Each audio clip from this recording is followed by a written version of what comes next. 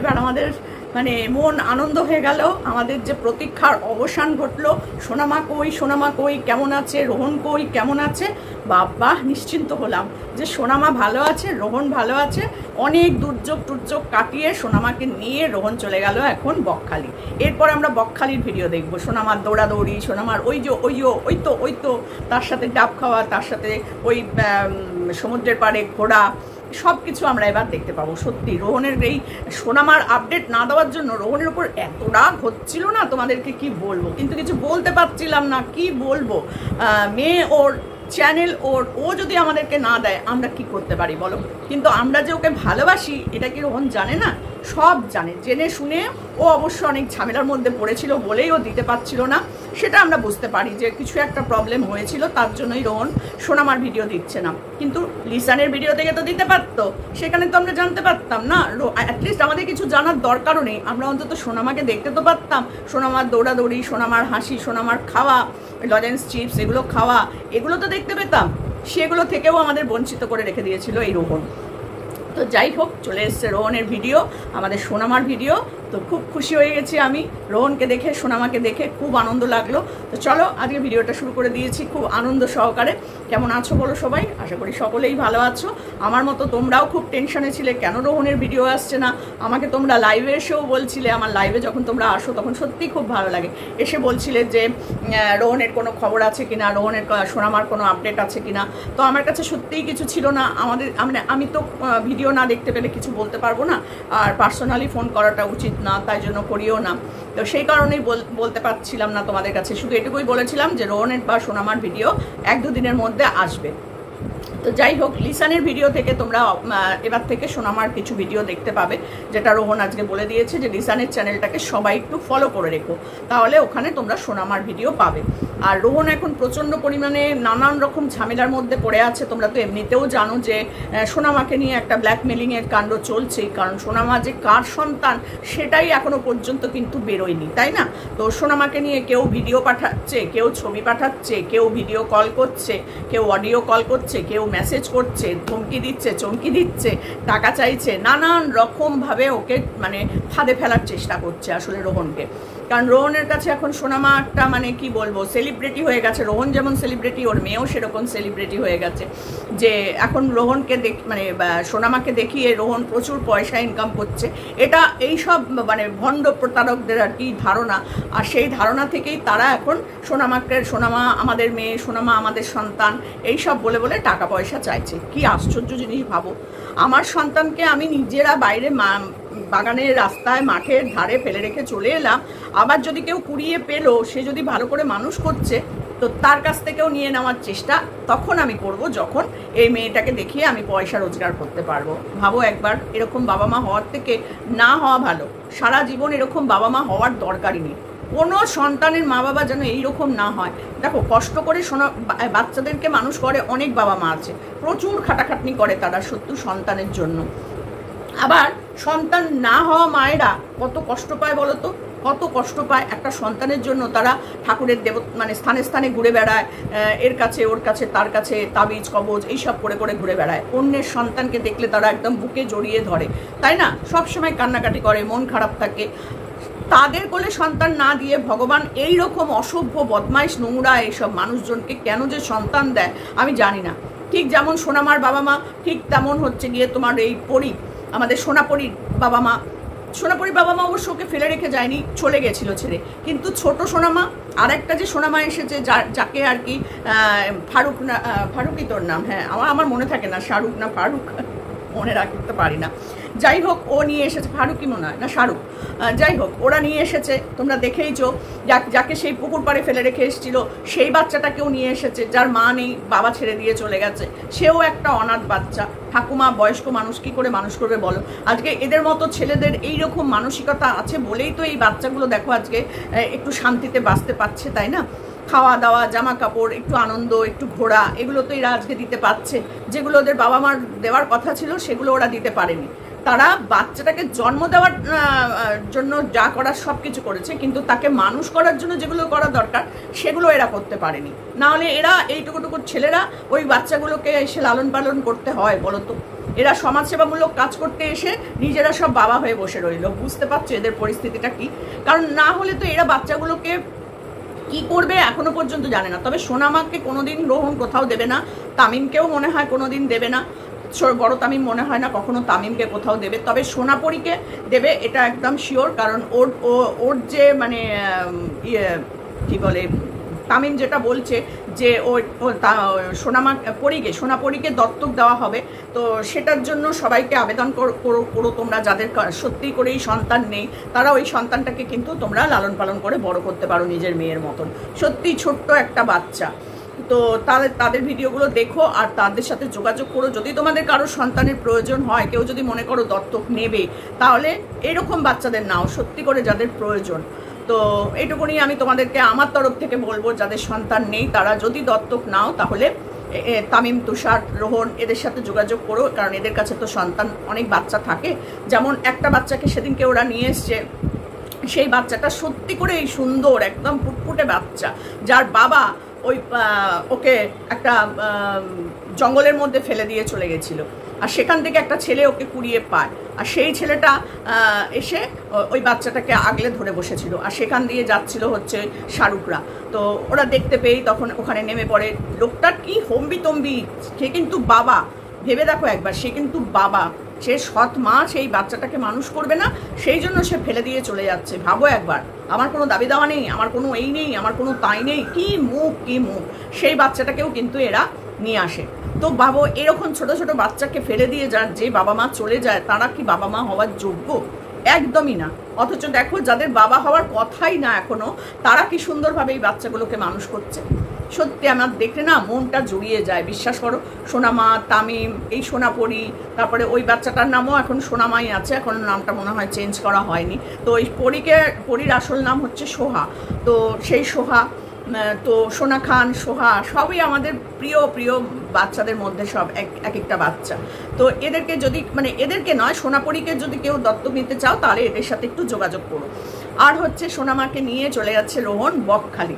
অনেকদিন বাড়ির থেকে বেরোয়নি, ভিডিও দেয়নি, কোনো আপডেট আমরা পাইনি। সত্যি করে মনটা ভীষণ ভীষণ খারাপ ছিল। আজকে সোনামার ওই দৌড়াদৌড়ি, লজেন্সের কৌটোর মধ্যে হাত ঢুকিয়ে যতগুলো পেরেছে ততগুলো লজেন্স তুলে নিয়ে এসছে, খেয়ে লজেন্স খেয়ে জিভটা পুরো লাল হয়ে গেছে, সেটা আবার দেখাতে বলেছে বলে পুরো হাঁ করে এনে সেটাকে দেখাচ্ছে। সত্যি সোনামা কিন্তু অনেক কথা বলতেও শিখে গেছে, তাই না? অনেক কথা বলতে শিখে গেছে সোনামা, আমাদের বড় হয়ে যাচ্ছে আস্তে আস্তে। তো বড় হলেই ভালো, আস্তে আস্তে এই ছোটোবেলার শৈশবটাকে কাটিয়ে এরপরে ওর যখন আরেকটু বড় হবে, এই 8, 9, 10 বছর, তখন ও কিন্তু আবার একটা অন্যরকম আমরা সোনামাকে দেখতে পাবো। তবে রোহন একাই যাচ্ছে বাচ্চাটাকে নিয়ে। তবে আমি বলবো, রোহন তুমি একা না গিয়ে অন্তত লিসানকে সাথে করে নিয়ে যেতে পারতে, কারণ তুমি যদি কোনো কারণে ভিডিও না দিতে পারতে, তাহলে আমরা অন্তত লিসানের ভিডিও থেকে অন্তত আমরা সব কিছু জানতে পারতাম, তাই না? তবে লিসান যাচ্ছে কিনা আমি সঠিক নই এখনো পর্যন্ত, তবে আমার মনে হলো যেন যাচ্ছে না। রোহনদা যাচ্ছে মেয়েকে নিয়ে বকখালি, এইটাই আমি শুনলাম। তবে তুমি বললে যে লিসানের ভিডিওগুলোতে চোখ রাখতে, ওখানে সোনামার ভিডিও আসবে, আর এটাও বলেছো যে বকখালিতে গিয়ে তুমি আপডেট দেবে। তো আমরা বকখালির ভিডিওর জন্য হাঁ করে বসে রইলাম, কখন আসবে বকখালির ভিডিও, কখন আসবে বকখালির ভিডিও। সত্যি বলছি, খুব মনটা খারাপ হয়ে গেছিলো যে সোনামাকে কেন তুমি দেখাচ্ছ না, সোনামার কি হলো, রোহন কেন ভিডিও দিচ্ছে না, রোহনের কি হলো? আমরা কি রোহনকে খুব দুঃখ দিলাম, নাকি আমরা রোহনকে খুব রাগিয়ে দিলাম? আমরা কন্ট্রোভার্সি ক্রিয়েটাররা এমন কি বললাম যে রোহন আমাদের কাছ থেকে ছেড়ে দিয়ে চলেই গেল, আর সোনামার ভিডিও আসবে না? এক একজন তো এমনও কমেন্ট করে গেছে এসে যে সোনামাকে নিয়ে রোহনদা আর কোনো ভিডিও দেবে না। ভাবো একবার।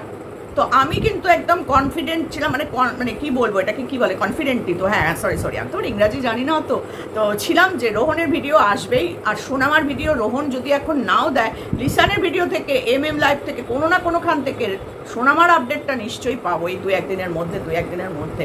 তো আজকেই আমি ভাবছিলাম যে একটা কি ভিডিও রোহন দিচ্ছে না, দেবে না, একটা লিসানকে দিয়েও তো একটা ছোট সোনামার দৌড়াদৌড়ি, একটু ঘরের মধ্যে খেলা, বা খাটে বসে সোনামা খেলছে, সেটাও তো দিতে পারে রোহন। কেন যে রাগ হচ্ছে, মানে কি যে রাগ হচ্ছিল তোমাদেরকে কি বলবো। যাক, আর রাগ করবো না, খুব ভালো লেগেছে। সোনামাকে খুব যত্নে রেখো, সাবধানে রেখো, কারণ প্রচণ্ড কিন্তু গরম। আমি গত সপ্তাহ না, দিন 15 হলো বকখালি থেকে ঘুরে এসেছি। আর এখন যদি জানতাম যে তুমি যাচ্ছ, তখন না গিয়ে এখনই যেতাম বকখালিতে, যাতে তোমার সাথে আর সোনামার সাথে দেখা হয়ে যেত। বিশ্বাস করো, আমি যখন ওখান দিয়ে যাচ্ছি না, লক্ষ্মীকান্তপুরের ওপরে যখন ট্রেনটা অনেকক্ষণ দাঁড়ায় বকখালি যাওয়ার জন্য ট্রেনটা, তো নামখানা লোকালে গেছিলাম আমরা। তো তখন না আমার মনে হচ্ছিল যে ইস, একটু যদি রোহনকে ফোন করতাম আগে থেকে, তাহলে একটু সোনামাকে যদি নিয়ে আসতো স্টেশনে, মানে একটু তো দেখতে পারতাম, বা যদি বলতাম যে তোমরাও বকখালি আসো, আমিও বকখালিতে যাচ্ছি, তাহলে একটু সোনামার সাথে অন্তত 2 দিন কাটাতে পারতাম। কিন্তু না, সেটা সেই সময় ও অনেক বিপদের আপদের মধ্যে ছিল।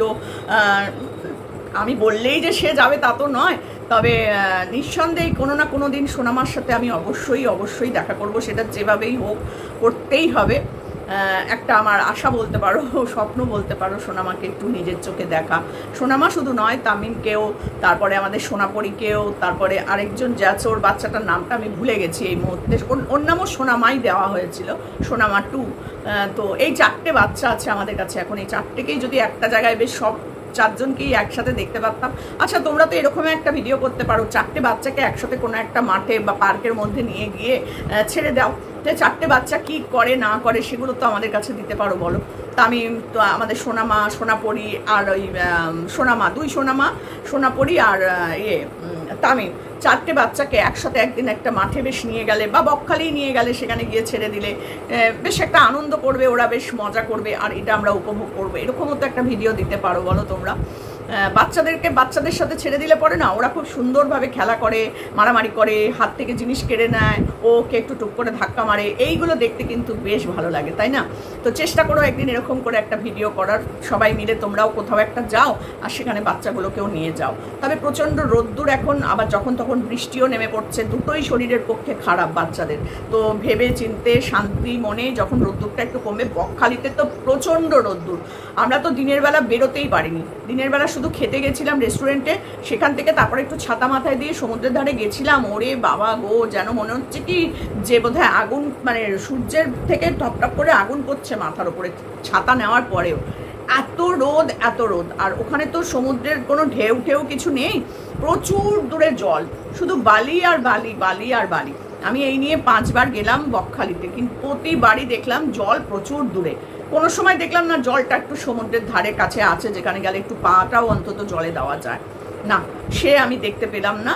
তো যাই হোক, এবারেও যখন গেলাম সেই একই অবস্থা, সেই জল প্রচুর দূরে, জল পায়ে জলও দিতে পারিনি, হাতে জলও ঠেকাতে পারিনি সমুদ্রের, ওইভাবে দেখে চলে এসেছি। তবে সন্ধেবেলাটা সত্যিই ভালো লাগে, সন্ধেবেলাটা বসে থাকলে পরে বেশ খাওয়ার দাওয়ার, মাছ ভাজা, কাঁকড়া সব খাওয়া যায়, আর গল্প গুজব আড্ডা মারা যায়, এটা খুব ভালো লাগে সমুদ্রের ধারে, এই জন্যই আমার ভালো লাগে। তো যাই হোক, সোনামাকে কিন্তু রোদ্দুরে মোটেই সমুদ্রের ধারে নিয়ে যাবে না, কারণ এই রোদ্দুরটা কিন্তু প্রচণ্ড খারাপ, প্রচণ্ড। তার মধ্যে ঝমঝমিয়ে যদি বৃষ্টি নামে, আর এই বৃষ্টির জল যদি মাথায় পড়ে, তাহলে কিন্তু সর্দি লাগবে, প্রচণ্ড গরমেও লাগবে, আবার প্রচণ্ড বৃষ্টিতেও লাগবে। তুমি এই দুটোকে অ্যাভয়েড করে, যে একটু বিকেল হবে, মোটামুটি 5টা, 5:30 বেজে যাবে, তারপর তুমি ওকে নিয়ে সমুদ্রের ধারে যেও, আর না হলে ভোরবেলার দিকে যেও, সকালবেলা 6টা, 6:30 নাগাদ যেতে পারো। কিন্তু খবরদার 7-8টার পর থেকে 4টে অবধি তুমি আর রোদ্দুরে ওকে বার করো না বাবা। যে হোটেলটা থাকবে সেই হোটেলের মধ্যেই ঘোরাফেরা করো, কিন্তু সমুদ্রের ধারে ভুল করেও নিয়ে যেও না। কি জঘন্য ব্যাপার বাবা, সে আমি গিয়ে এই 15 দিন হলো আমি ঘুরে এসেছি। তো যাই হোক, আমি আমার কথাটাই তোমাকে বললাম, তোমার বাচ্চা তুমি যেরকমভাবে পারবে সেরকমভাবেই মানুষ করবে, তবুও আমরা ভালো চাই, তো ওই জন্য বলি, রাগ কিন্তু করবে না কখনো। আর আমাদের ভিডিওতে যদি তোমরা একটু কমেন্ট করো, সত্যিই ভালো লাগে। এমজি কমেন্ট করে, রোহনও করেছে, তোমার শাহরুখ কমেন্ট করেছে, তো এইগুলো দেখতে ভালো লাগে আমাদের, একটু মানে কি বলবো, উৎসাহটা বাড়ে যে তোমাদেরকে নিয়ে আমরা ভিডিও করছি, এবং সেটা পজিটিভ।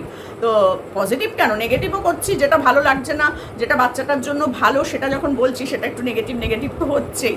তো সব মিলিয়ে মিশিয়ে তোমাদের নিয়ে যখন ভিডিও করি, আর এত দর্শক আমার দেখে, তো সেটা তো আমার খুব ভালো লাগে। তোমাদের একটা ছোট্ট কমেন্ট আমাদের কাছে অনেক পাওনা মনে হয়।